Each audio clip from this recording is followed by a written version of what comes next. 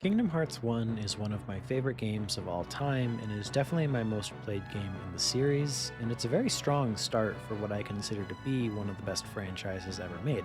No other game in the series plays quite like it, and it blends together action and RPG elements perfectly in a way that no other game in the series has done ever since. When I was first setting up the KH1 randomizer, I noticed a mod simply titled 1HP, laughed hysterically and said, "Wow, I'll never use that," and then I became a YouTuber.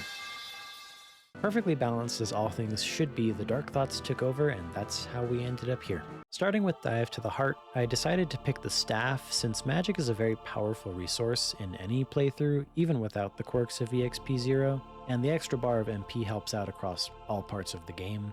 And I tossed the shield since defense wasn't going to do us any good in this playthrough anyways. In the very first combat encounter of the game, we see what happens when our HP gets low enough as the game starts desperately throwing potions at us in an attempt to help us survive the tutorial. For those of you wondering, I picked Dead of Night because it requires the least amount of experience to hit level 100, but also level 50 for some reason. After promptly losing to the tutorial boss, we wake up on the beach like in Link's Awakening. I beat Riku first try to prove a point and dispose of this rock for the mere crime of existing. Snap back to Darkside and I get parry checked once before clutching up in the second set. I equip this Protect Chain for luck and promptly get jumped in the alleyways of Traverse Town. Leon then proceeds to shoot me with his heavily modified Glock 19, and we reach the first real boss in the run. Donald clears out the initial wave of soldiers pretty easily whenever he decides to use fire, but guard armor does not go so easily. I decided my best approach to start the fight was to just run in blindly and spam attacks since the soldiers really aren't that bad to deal with if I die, and the initial attack pretty consistently trips me up. Guard armor isn't a particularly challenging fight, there's just a lot of moving parts and it can derail pretty quickly if you aren't taking out the parts fast enough. With guard armor down, we get one of the best early game accessories for a speedrun, and this is the setup for a joke. The way the mod works, your HP will always be set to 1, even if you get an increase from leveling up. You can just pause the game and the bar will reset back to 1. The only exception to this rule, however, is accessories. Sadly, no matter how much I tried or how much I begged it to, my HP bar did not reset to 1 after equipping the Brave Warrior. So I gave it to Goofy, begrudgingly, and moved on with my life. The unfortunate ramifications of this is that Sora is locked out of very powerful accessories that help make the game much easier, especially at 1 HP, but the good news is that pretty much all of them have some kind of replacement we can get our hands on relatively easily. I'll also address the party members while I'm at it. The mod doesn't affect the party members in this game, but it doesn't really matter since they don't contribute nearly as much to combat as Sora does, and on Proud mode they'll go down pretty frequently. I also just don't really care. Now that the tutorial is done, we can move on to the real game. We make a brief pit stop in Olympus to get our hands on Thunder since it's the strongest spell we have access to in the early part of the game. In Wonderland, I learned that you can hit the Queen of Hearts with magic, which was not something I knew previously. We celebrate a very merry birthday, and you learn against your will that Alice in Wonderland is my favorite Disney movie. Trickmaster can be a pretty annoying fight since his weak point is so high up and he constantly gets rid of the table, but that's why we got Thunder earlier. Thunder trivializes this fight, to be honest. It keeps the boss down for most of the fight, and I brought Ethers in so that I could spam it while he sets up phase 2 and end the fight before it even starts. Moving on to Deep Jungle now, Sabor kills Sora just by looking at him. I fail this jump every time, and we pick up another Protect Chain for luck. This world is the one that benefits most from picking the staff. Power Wilds are really fast, and the only safe way to engage them is from a distance with magic. Same with the bosses. They're usually fine when you're able to tank damage, but this run's motto truly is slow and steady. Not Clayton is already a pretty scary fight with normal HP, so you can imagine the stress from only having one. The infamous crotch rocket will come out when you least expect it, and even when you manage to separate them, you need to deal with Clayton fast or else Stealth Sneak will start spamming projectiles at you. I decided to do Jungle Slider for the free power-up, and the funny thing about this minigame is that I only know how to do this specific fruit by smashing my face into the rock to break it, so I had to resist a lot of muscle memory here. Olympus Coliseum and Opposite Armor are special in that you don't need to deal with them right away like Wonderland and Deep Jungle. Olympus isn't even required to beat the game, so my plan was to skip them and come back once I was a higher level and had better equipment.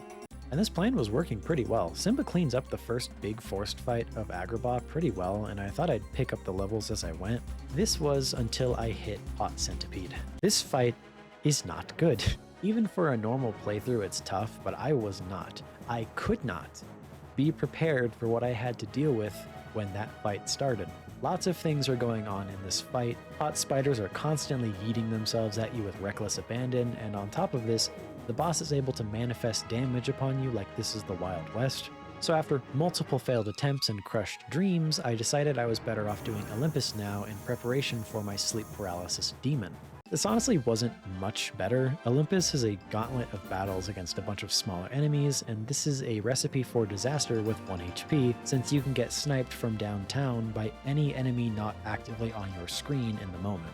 It took me longer than I'd like to admit, but after lots of thunder spam and ethers, we finally get to fight Cloud.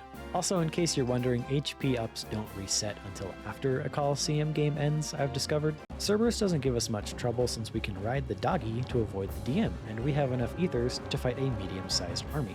Riding off the dopamine rush of clearing Olympus, we take on opposite armor, and this was one of the first fights I started theorizing about when this challenge first entered my head, and is actually the main reason I decided to pick the staff over the sword at the start. Thunder is capable of hitting all parts of the boss at once and does a lot of damage with the extra MP bar, so we spam it to victory after multiple failed attempts.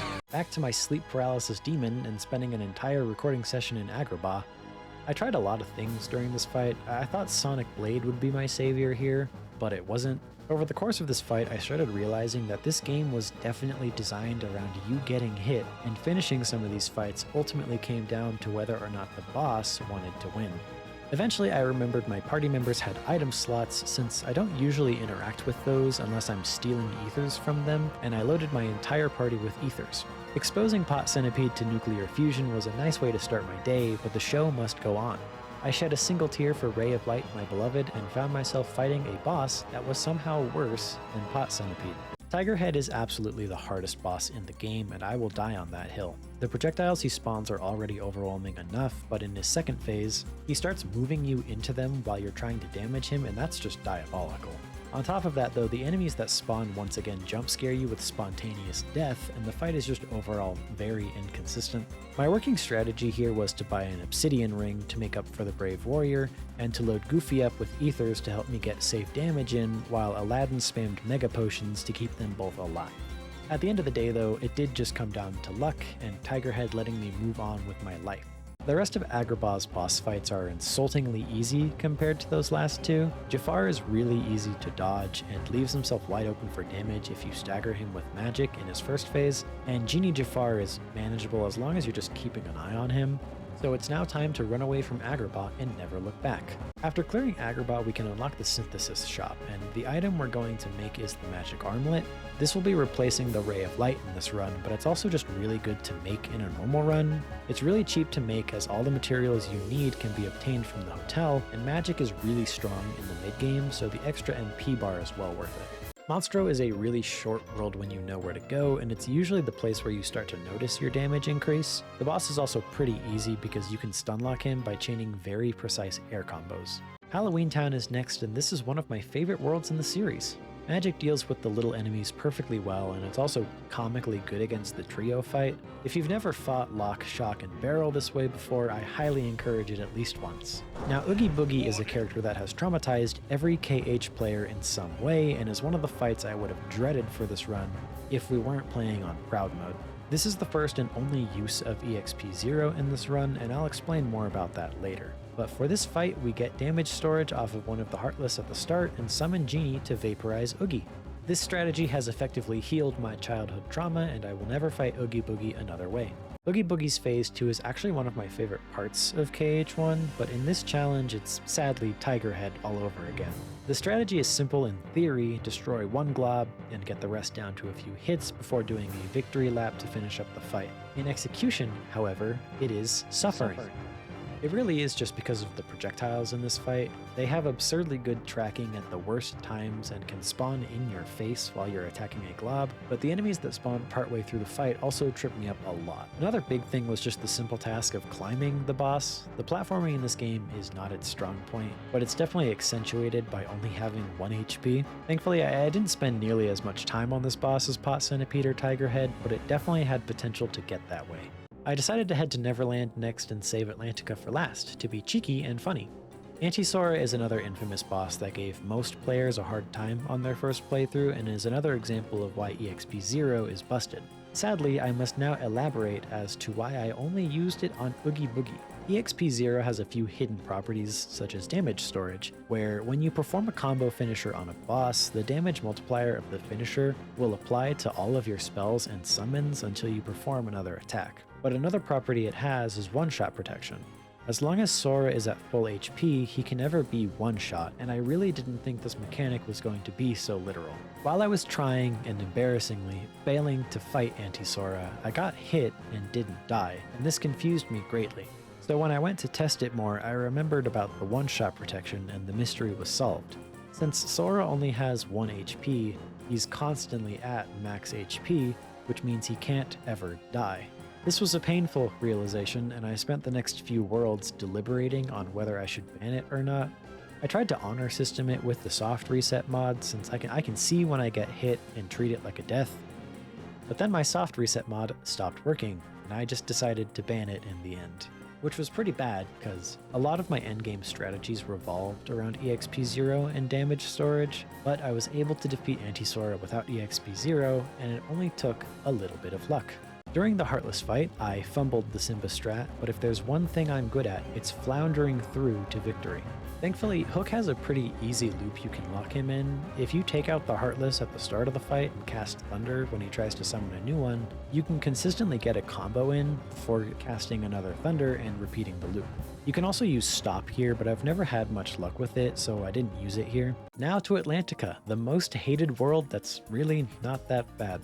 Magic in this world is a necessity for sure, because I'll admit that the combos in this world suck. I do this world last because the Keyblade you get from Neverland is a really strong balance between magic and strength, and that really helps with the bosses in this world. Ursula 1 is admittedly something we simply get through, but Ursula 2 is where the fun strats come in. A common trend you'll see in the mid to late game is that Stop is really good against bosses, so we make a funny JoJo's reference and say goodbye to Atlantica. This strat works better with Aurora, but that requires doing the Hercules Cup, and with 1 HP that is not something I want to do without Thundara. Yes, it's time for the cups now after a brief intermission in 100 Acre Wood. This is unironically my favorite part of the game, by the way. The Olympus Cups give us many good things, one of them being the holy grail of this challenge, Strike Raid. While it doesn't directly outdamage something like Ars Arcanum, Strike Raid has significantly more invincibility and costs less MP, which means we can use it more. But also every hit is a critical hit, which is just really nice. Thundara cleans up a lot of these fights, but Leon and Yuffie gave me so much trouble in this run. Yuffie is constantly throwing projectiles at you with a rapidly approaching Leon to your right, and that's just too much to handle. The strategy I used for this fight was to just spam Rs and pray that it somehow worked out. As for the Hercules fight, it's more or less the same. Cloud and Herc have the benefit of being solo fights though, so they're relatively manageable. They're also both weak to Stop, so you know what my game plan is. Time for Hollow Bastion now, where we have our showdown with that Codfish Riku. This fight is the main reason why I went through the games to get Strike Raid. There's just no other consistent way to get through this fight without taking damage, because Riku is this brick wall who just decides to start attacking halfway through your combo. I was popping off to an embarrassing extent during this fight. Then we perform the aptly named Dumbo skip and move on to Maleficent. And I'm gonna let this next part speak for itself.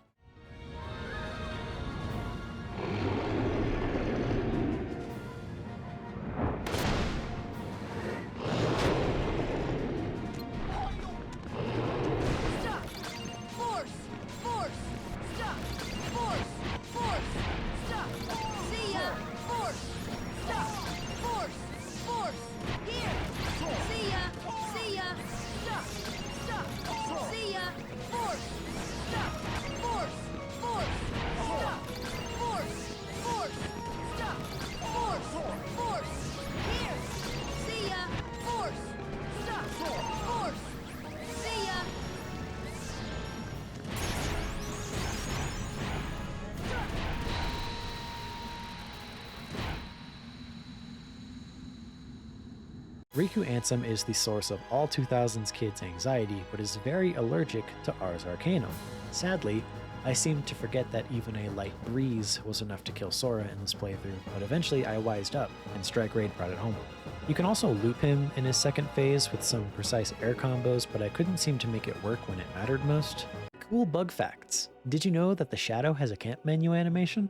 Not much of importance happens between Hollow Bastion visits, so we'll skip ahead to Behemoth. This was the last fight I tried to make EXP0 work on before finally just giving up on it, but Behemoth really wasn't a fight I needed to be scared of. Aurora is really nice for this fight, and the iframes you get from both Strike Raid and Leaf Bracer can be used to dodge the funny lightning if you happen to be bad at the timing. As we approach the endgame, I'll be zipping across my footage to make a more cohesive viewing experience. I did things in a strange order when I was collecting the footage, so don't be surprised if my stats don't quite line up every now and then. We start with some good old-fashioned level grinding. I went in and out of grinding over the course of this segment, but I did eventually get to level 100 before the end of it. I'll cover End of the World first and then move on to the super bosses before finishing with the fights against Ansem. As I was grinding, I worked out a pretty good system where I spam Strike Raid as Donald and Goofy constantly funnel MP to me, and it made the fights leading up to Chernobog much easier than I thought they were going to be. EXP0 is something I would have liked to have against Chernobog because it's faster, but having Eroga and staying behind his head made this fight really easy. The next part has you fighting waves of enemies right before the final fight, and waves of enemies are Simba's specialty. If you've never tried this fight before, I highly encourage you to. As long as you invest in Sora's Cheer from 100 Acrewood, it should be pretty easy. You can cast Stop on the last enemy in a wave and summon Simba by the door, and by the time a new wave gets remotely close to you, you'll already have a fully charged Simba. Now that we've unlocked the final rest save point, we can start chipping away at the side content of the game, starting with the Hades Cup. The strategy here remains pretty much the same as in End of the World, but there were some tricky parts to this segment. Thankfully, the game saves your progress in this cup every 10 rounds, so we use that to restock the party before going any farther. And it's just really nice for this challenge because we don't lose that much progress if we take a hit. The first real roadblock of the Hades Cup was against Leon and Cloud. It's similar to the Leon and Yuffie fight, but imagine if there were two rapidly approaching Leons instead. It only took me a few tries because I accidentally overdamaged Cloud on the first attempt, but it was still a very overstimulating experience. I expected Hades to give me more trouble, but other than taking really long, the fight was overall pretty clean. The fight against the two stealth sneaks revealed to me the limits of Strike Raid's iframes, and helped me get very acquainted with a little ability called Leaf Bracer. The stealth sneak fights were probably the parts here that I struggled with the most because stealth sneak as a boss is just designed to annoy you as much as possible in this game.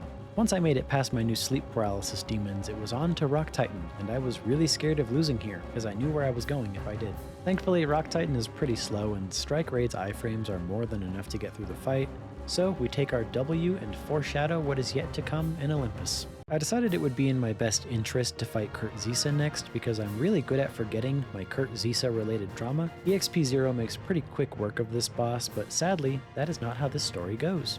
Strike Raid takes a while, but gets the job done whenever he seals your magic, and Thundaga is very powerful against his little bubble.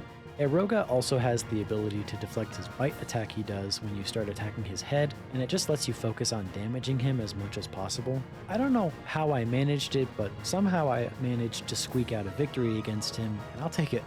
Phantom is the oldest super boss in the series, being the only one present in the original Japanese release of the game, and is one that I wasn't too concerned about. He only has 3 attacks, and all of them are really easy to dodge, so I usually don't take damage in this fight anyways. But he must have felt my cockiness going into the first attempt, because at some point in the fight, his Sharingan activated and he perfectly dodged all of my attempts to hit him, and I was simply too stunned to react to his attack. Let this be a lesson as we move on that, like the sun to Icarus, KH1 bosses will lock in when you don't respect their game. Xemnas appears as a boss in this game, and while he has a pretty simple loop on paper, I'll admit that I had never finished a damageless attempt before this. The move that consistently ended me here was the start up to his DM. The starting point of the lasers is seemingly random, so if you're not actively in Strike Raid while it starts, it'll just delete you. I eventually discovered that dismissing the summon right before damaging him into his DM worked pretty consistently, but a new problem presented itself. Strike Raid does not last longer than his DM. Luckily, if there was anything we could learn from the stealth sneak fights, it's that if no one got my back, Leaf Bracer got my back. The next and final problem of this fight is that after we summon Bambi to end the fight, you have to be on that shit or he will shoot you dead where you stand. After some experimentation, I found that dodging hard left out of the cutscene and then immediately right seems to consistently work for that part, and I finally get to say that I beat Xemnas with no damage. To round out the super bosses, we find ourselves back at Olympus to participate in the secret cups, and we'll start with Sephiroth on this one. I had a feeling that Sephiroth was going to be the easier of the two fights, and I was right about that, but we'll talk more about that in a second. This fight is still by no means easy. Losing the ability to tank any kind of damage whatsoever made this fight very scary and very patient. His flame pillars in particular were the bane of my existence in this run. Eventually I learned that finishers of any kind will cause him to flame pillar in your face, so I stopped using the final hit of Strike Raid, and it made the fight slightly more consistent, but it still required an immense amount of focus, execution, and sadly, luck to pull off. I spent actual days on this fight, and it was starting to bring me to my limit. After a lot of tries, I was able to consistently get him to his phase 2, but I was just not able to keep it up when it mattered most. I eventually got to a point where I was on the verge of giving up and decided to go for one last try. And I'm not kidding. This was the run.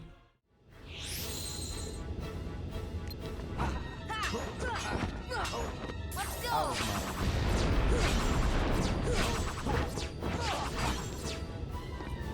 Let's go!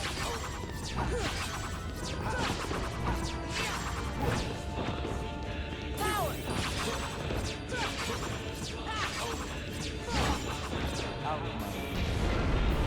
Take that!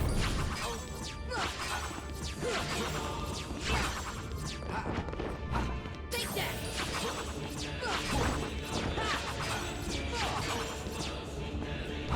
That's it! Come on! We're here! Come. Send heart Power! time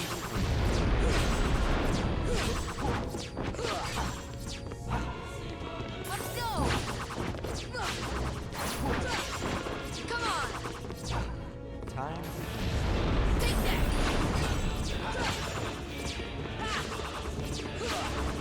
send heart Take that!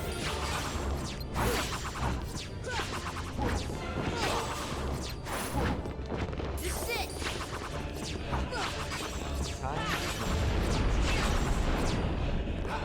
Power! send heart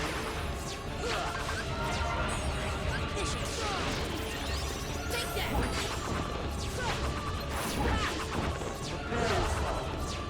Take that! Power! Come on! send heart Take that! Come on! Power! Here! chosen Let's go! come. Planet and I to be one. Power!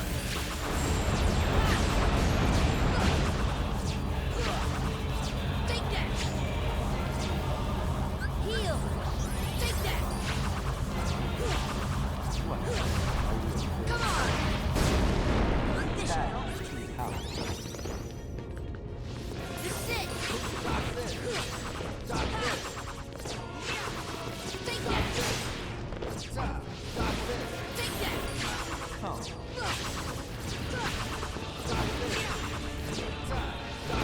Take that!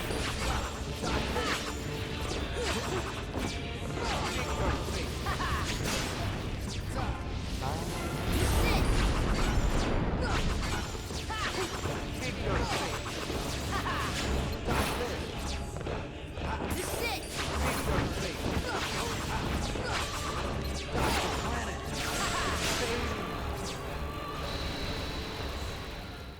I'm very proud of this. At the end of the day, this is probably my biggest accomplishment with the series, and I'm really glad that I was able to do it. Sadly, it's now time for the title of the video to make sense as we move on to Ice Titan.